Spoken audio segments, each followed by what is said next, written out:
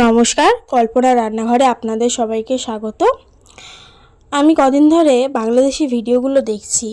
ওরা এত সুন্দরভাবে ভর্তা মাখে যে এত লোভ লাগে। সেই থেকে ইন্সপায়ার হয়ে আমিও আজকে ভেবেছি ভর্তা বানাবো। তাই আমি এখানে আজকে মাছের ভর্তা বানাবো ভেবেছি। তাই এখানে আমি নিয়ে নিয়েছি দুটো তেলাপিয়া মাছের পিস। তাতে আমি নুন মাখিয়ে নিচ্ছি।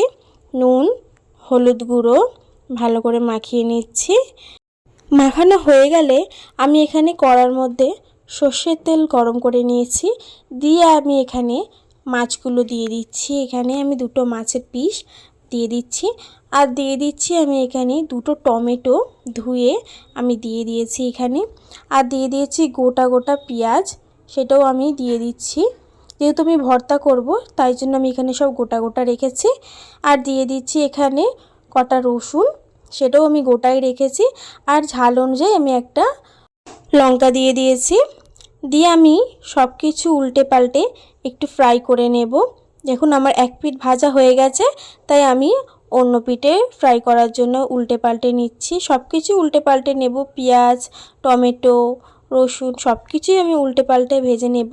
নেওয়ার পরে আমি একটা প্লেটের মধ্যে সেই মাছগুলো আমি তুলে নেব। এটা খেতে এত দারুণ হয়, এখনই দেখে মুখে জল চলে আসছে।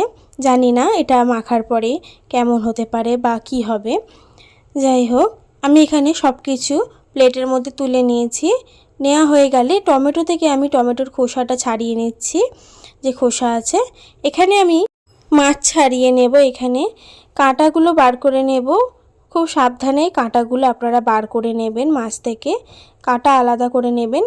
শুধু মাছগুলো রাখবেন, যেহেতু ভর্তাতে কাঁটা মুখে পড়লে ভালো লাগবে না।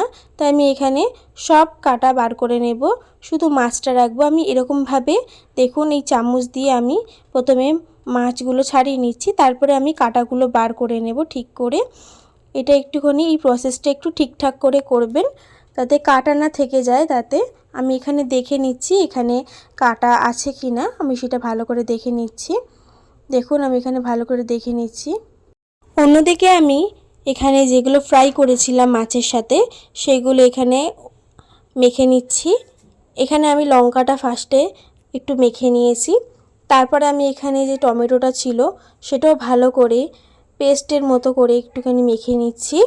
দেখুন আমার যে টমেটোগুলো ছিল সেটা ভালো করে পেস্টের মতো করে মেখে নিচ্ছি।